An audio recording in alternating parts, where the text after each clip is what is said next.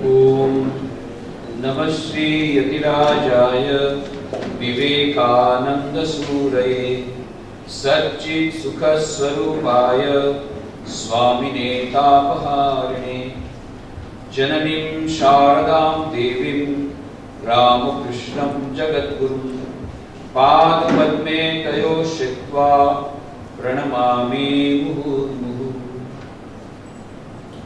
भगवान श्री रामकृष्ण देव, श्री मां शारदा देवी एवं स्वामी विवेकानंद जी के पावन सानिध्य में हम लोग यहाँ पर एकत्रित हुए हैं।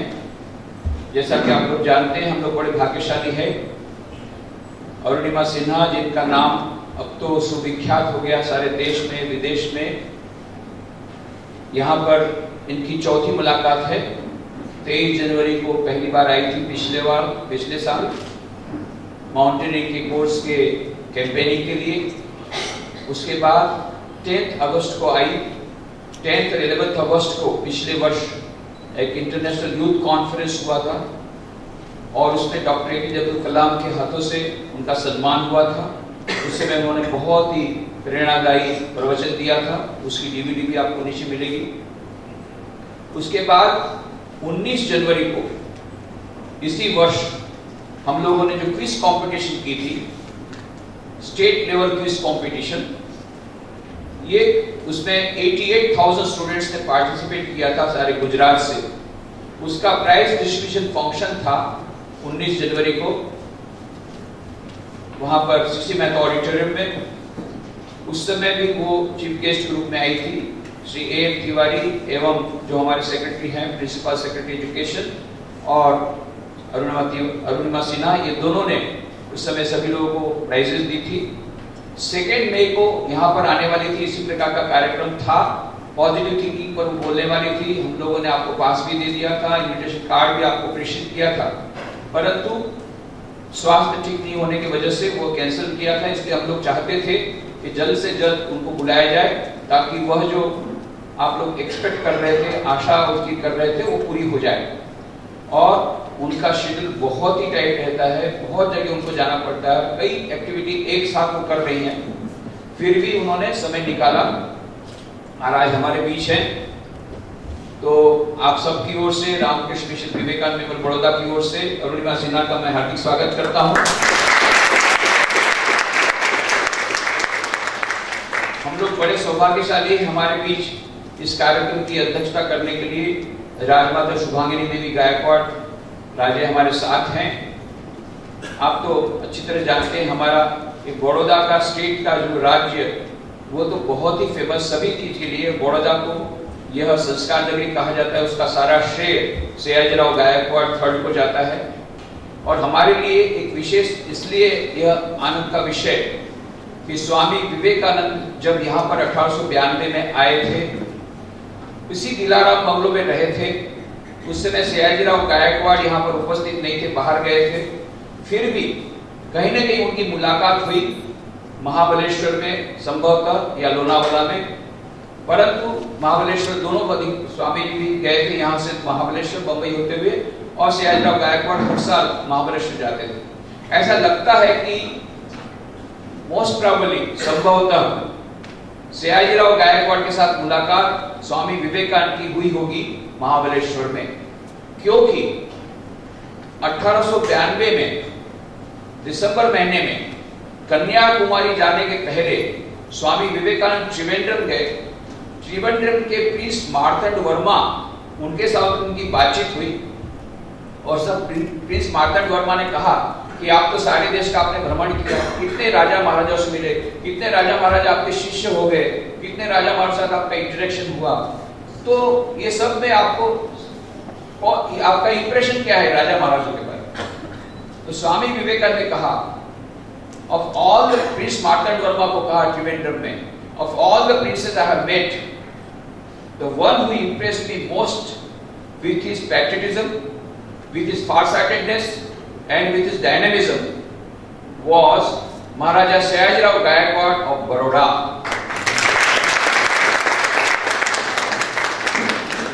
बाद में सयाजीराव गायकवाड़ की मुलाकात दिल्ली के दरबार में, दिल्ली के एक फंक्शन में स्वामी स्वरूपानंद से हुई, जो कि अद्वैत आश्रम मायावती के इंचार्ज थे।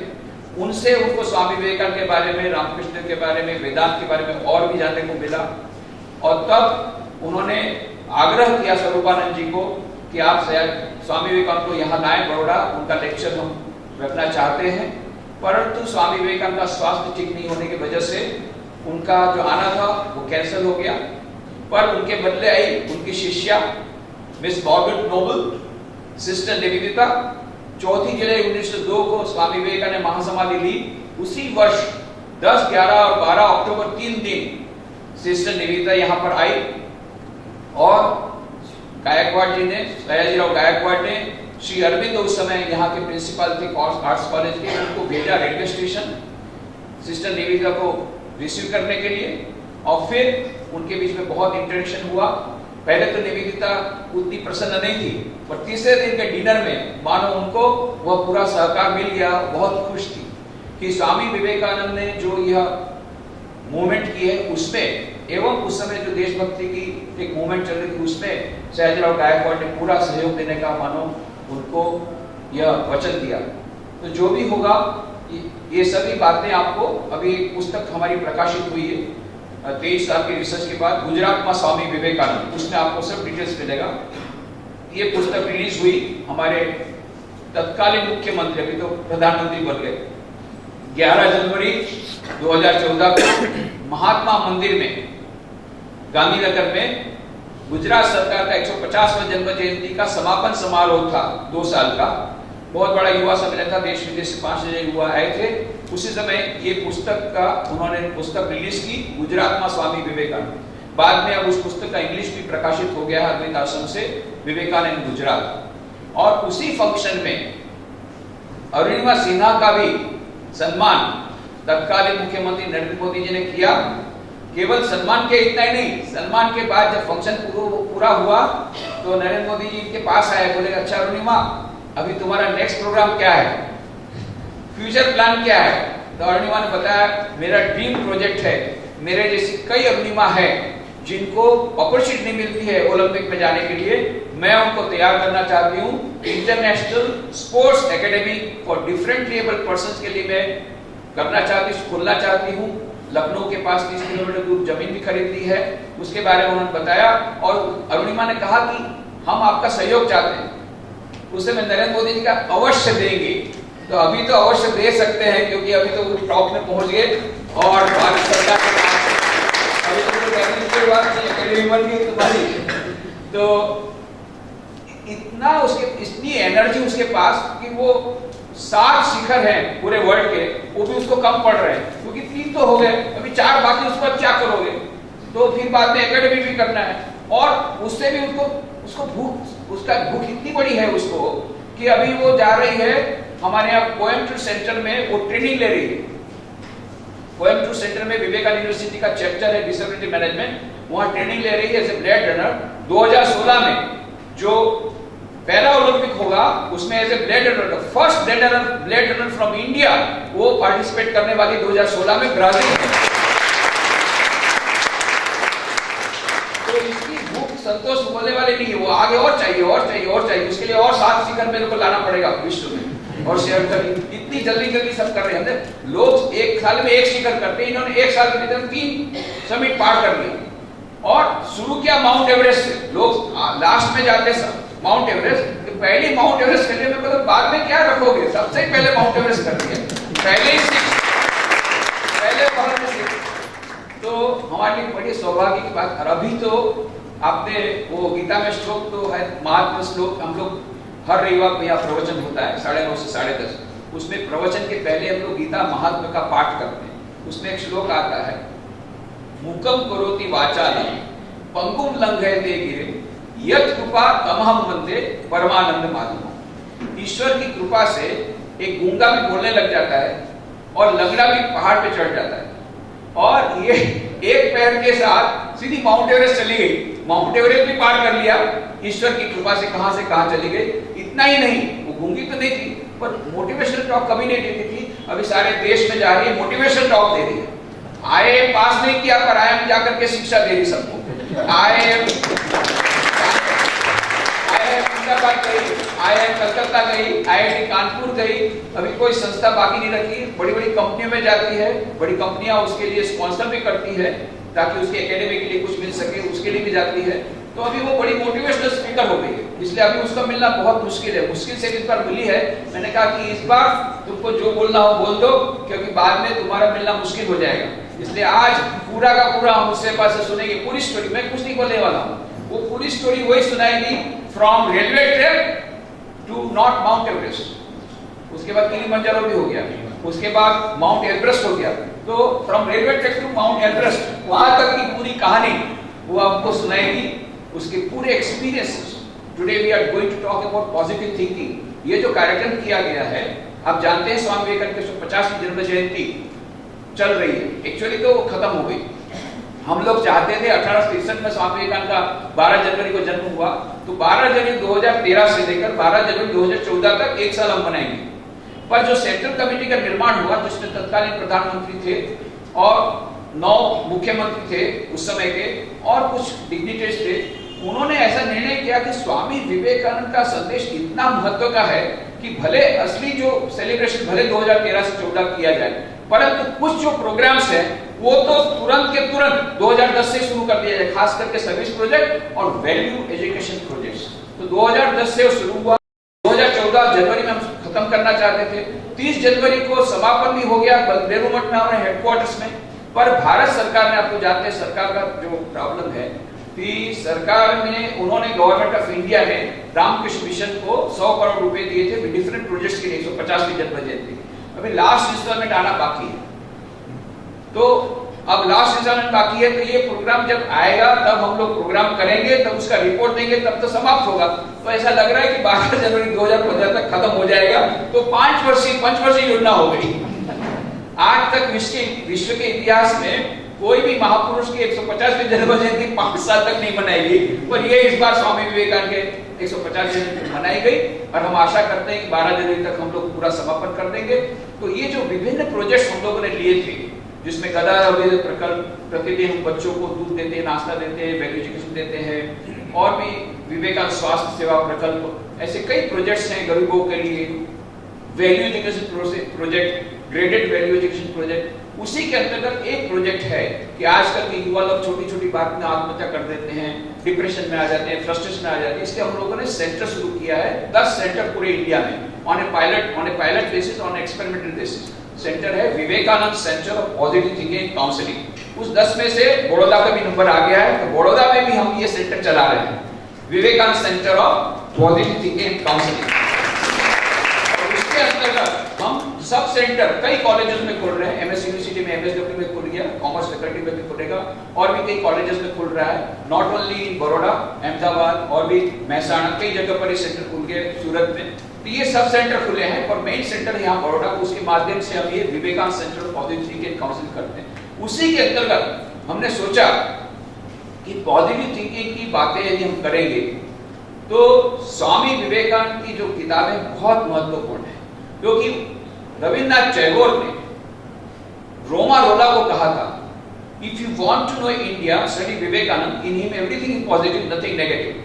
यदि आप भारत को समझना चाहते हैं तो पहले स्वामी विवेकानंद की किताबों को पढ़िए, उसमें सब कुछ नेगेटिव है, सब कुछ पॉजिटिव, नेगेटिव कुछ भी नहीं है, नकारात्मक कुछ भी नहीं है। और फिर रोमा रोला ने जब किताबें पढ़ी स्वामी विवेकानंद की, तो इतने प्रभावित हुए कि उन्होंने स्वामी विवेकानंद की किताबों के बारे में कहा, his words are great music, phrases in the style of Beethoven.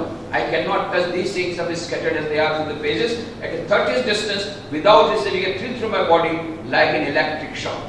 आज भी जब स्वामी विवेकानंद की किताबों को पढ़ता हूँ मुझे इलेक्ट्रिक शॉक लगता है, रोमांच होता है, ऐसा रोमा रोला ने कहा। और सचमुच में हम स्वामी विवेकानंद की किताबें पढ़ते हैं कि पॉजिटिव थिंकिंग अपने आप आ जाती है, परंतु ये पॉजिटिव थिंकिंग जो है, हम लोग का ये कहना है कि नेगेटिव, ये जितना डिप्रेशन, फ्रस्ट्रेशन यूथ में है, उसका एकमात्र कारण नेगेटिव थिंकिंग। नेगेटिव थिंकिंग जब चली जाएगी, पॉजिटिव थिंकिंग आएगी, तो अपने आप ये यूथ के सब प्रॉब्लम सॉल्व हो जाएंगे। तो जड़ में यदि पानी डालेंगे तो अपने आप सब ठीक हो जाएगा। तो जड़ में पानी डालना है पॉजिटिव थिंकिंग। तो ये पॉजिटिव थिंकिंग लाने के लिए बेस्ट उपाय है स्वामी विवेकानंद की किताबें पढ़ने के लिए। हम लोग स्टडी सर्कल करते हैं, सेवा का काम करते हैं, सेवा करने से भी भीतर में पॉजिटिव थिंकिंग आती है, इसलिए वो भी प्रोजेक्ट है। और काउंसलिंग है, ग्रुप काउंसलिंग, और इंडिविजुअल काउंसलिंग, ये 3 उसके कंपोनेंट है। इस प्रकार से हमारा चल रहा है। पर हमने सोचा एक डिमॉन्स्ट्रेशन मॉडल होना चाहिए कि जिसने अपने जीवन में पॉजिटिव थिंकिंग को इंप्लीमेंट करके अचीवमेंट करके दिखाया है तो उसका ज्यादा इंप्रेशन पड़ेगा। यदि हम कहेंगे स्वामी विवेकानंद की पुस्तक पढ़ के बहुत फायदा होगा, पर उसका प्रैक्टिकल डिमॉन्स्ट्रेशन होगा कि हाँ स्वामी विवेकानंद की किताब पढ़ करके क्या फायदा हुआ, माउंट एवरेस्ट पर चलेगी अरुणिमा से, तो उसकी ज्यादा इफेक्ट होगी। इसलिए हमने कहा ये पॉजिटिव थिंकिंग पर उनका लेक्चर रखा है, तो उनका जो एक्सपेरिमेंट्स किया, उनका जो एक्सपीरियंस है वो अनुभव ही हमको सिखाता है कैसे अपने जीवन में पॉजिटिव थिंकिंग करना। ऐसे तो हम पॉजिटिव थिंकिंग बहुत बातें करते हैं और पॉजिटिव थिंकिंग आ भी जाता है, पर प्रॉब्लम ये है कि जब नेगेटिव सिचुएशन आती है तब पॉजिटिव थिंकिंग कहां चला जाता है। जब हम लोग सफलता प्राप्त करते हैं बहुत कॉन्फिडेंस लेवल हाई रहता है, और जब असफलता आई, कोई मुसीबत आई, हमारे जीवन में कोई दुर्घटना घटी, तो सारा कॉन्फिडेंस पंक्चर हो जाता है और सब पॉजिटिव थिंकिंग कहीं हवा हो जाती है। उस समय हमको कैसे पॉजिटिव थिंकिंग लाना, ये हमको सीखना पड़ेगा अरुणिमा से। इतनी बड़ी विपदा हुई फिर भी उसने अपना आत्मविश्वास नहीं खोया, ईश्वर पर श्रद्धा नहीं खोई। स्वामी जी ने कहा था faith faith faith faith in God and faith in ourselves. If you have this 2 types of faith, tremendous impossible becomes possible. असंभव भी संभव हो जाएगा यदि किसी के पास 2 प्रकार का विश्वास है, विश्वास विश्वास विश्वास, अपने आप पर विश्वास, ईश्वर पर विश्वास। ये 2 विश्वास होंगे तो असंभव संभव हो जाएगा, और ये उसने करके दिखाया। उसके पास दोनों प्रकार का विश्वास, आत्मविश्वास से भरी हुई है। एट द सेम टाइम जब हमने रामकृष्ण देव शारदा देवी स्वामी का फोटो दिया, स्वामी की किताब दी, तो ऐसा विश्वास हो गया कि हमेशा उसको अपने पास रखा।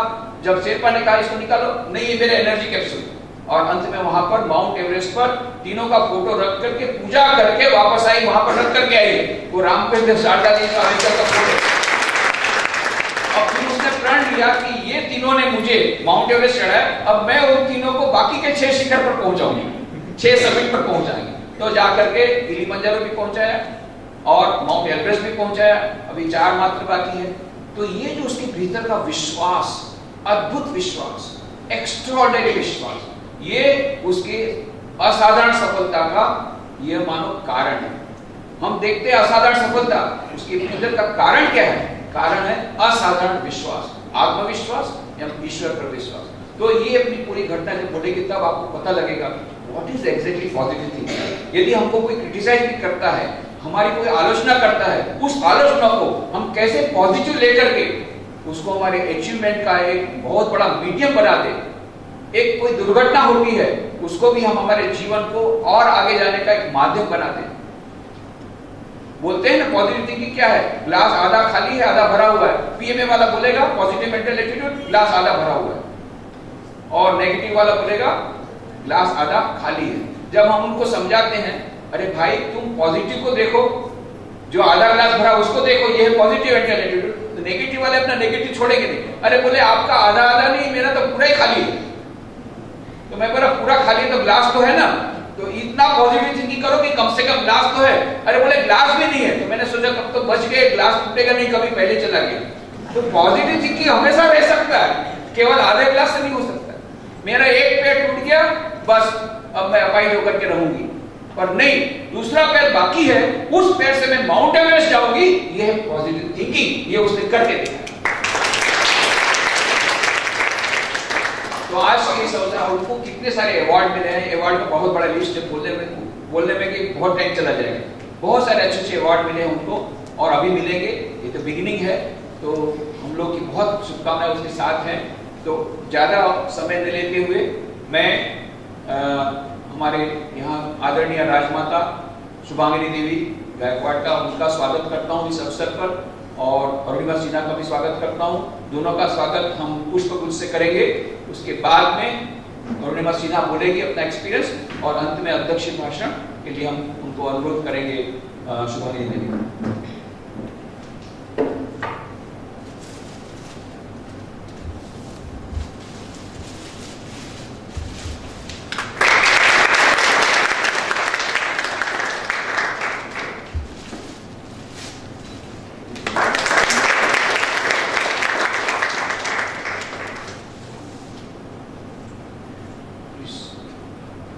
बैठो। एंडलेस समय। आदरणीय स्वामी जी राजमाता और आप सभी को मेरा सप्रेम नमस्कार। एक्चुअली घबराहट तब मुझे होने लगती है कि जब कहीं भी हम जाते हैं और ये चीज़ें होती है कि मैं प्रोफेशनल मोटिवेटर, तो वो चीज़ें हैं कि अगर वो चीज़ें नहीं कनेक्ट हुई तब क्या हो ये तो लेकिन फिर वही पॉजिटिव वाली अगर बात कहें कि नहीं जो होगा वो अच्छा होगा, फिर खुद से ये कुछ सोच पहले ये बताओ। अभी भी जब महाराज जी बोल रहे थे तो मेरे दिमाग में सिर्फ यही बात चल रही थी, बाकी कुछ नहीं सोच रहे थे। बाप रे महाराज जी सब बोल रहे अगर कनेक्ट नहीं हुआ फिर तो गड़बड़ होगा। अभी भी मेरे दिमाग में बच्चे फिर सोच रहे नहीं डेफिनेटली जो होगा बहुत अच्छा होगा, अच्छे से कनेक्ट करेंगे सबको। सही है कि शायद आप लोगों में से कुछ लोग ऐसे भी होंगे जो पहले भी सुने होंगे, कुछ लोग ऐसे ज़्यादा करने हैं। मेरे पास कोई भी किताब की बातें नहीं है, ना ही किसी की सुनी से, जो अपनी जीवन में एक एक पल बीता है वही हम आपको बताने वाले। जैसे महाराज ने कहा कि रेलवे ट्रैक को एवरेस्ट फिर एवरेस्ट की 2 पीक और हुआ उसमें। 2011 में चलती ट्रेन से कुछ बदमाशों ने मुझे इसलिए फेंक दिया था, एक सोने की चैन पहनी थी, कुछ छीनने के लिए जनरल कंपार्टमेंट में कुछ छीन रहे थे, पूरा कंपार्टमेंट में किसी ने मना नहीं किया। तो मुझमें एक वॉलीबॉल प्लेयर थे और एक प्लेयर वाली भावना थी, तो मैंने मना किया कि नहीं मैं अपना नहीं दूंगी। उन्होंने मुझे 4-5 थे, उन्होंने उठाया और चलते ट्रेन से मुझे बाहर फेंक दिया। दुर्भाग्य ये था कि उसी समय दूसरे ट्रैक से ट्रेन आ गई और हम गिरे। मेरा एक पैर ट्रेन में गया, मुझे भी नहीं पता कौन सी ट्रेन में गया, जिस ट्रेन में हम थे उसमें या दूसरी ट्रेन में। ट्रेनें दोनों ट्रेनें निकल गई, एक पैर तो कट चुका था, दूसरे पैर की हड्डियां टूट के जीन्स के बाहर आ गई थी। बेपनाह दर्द था, बयान नहीं किया जा सकता कि कितना दर्द था। दोनों हाथों में पत्थर लेके जोर जोर से हम चिल्ला रहे थे, कोई बोलता। ट्रेन आती गई जाती गई आती गई, इतने करीब से पटरी के करीब इतना थे कि अगर हम एक बार ऐसे पलटते तो फिर से पटरी पे आ जाते। मेरा माइंड कॉन्शियस एकदम, ब्रेन कॉन्शियस एकदम काम कर रहा था। ट्रेनें जब आती थी हवा लगती थी, बहुत जोर से ठंड लगती थी, तो दर्द यहाँ तक कि हाथ भी पूरा फ्रैक्चर था। ऐसे पेट के वजह हम पत्थर लेके लेट गए थे, पत्थर तो दर्द को निकालने की कोशिश कर रहे थे। टॉयलेट लोग कर देते तो सब ऐसे मेरे ऊपर में पड़ता था, मेरा हाथ भी फ्रैक्चर था, मैं पहुंच भी नहीं सकती थी, लेकिन फिर भी सर्वाइव तो करना ही था। कुछ देर बाद एकदम बॉडी मूवमेंट भी नहीं हो रहा था।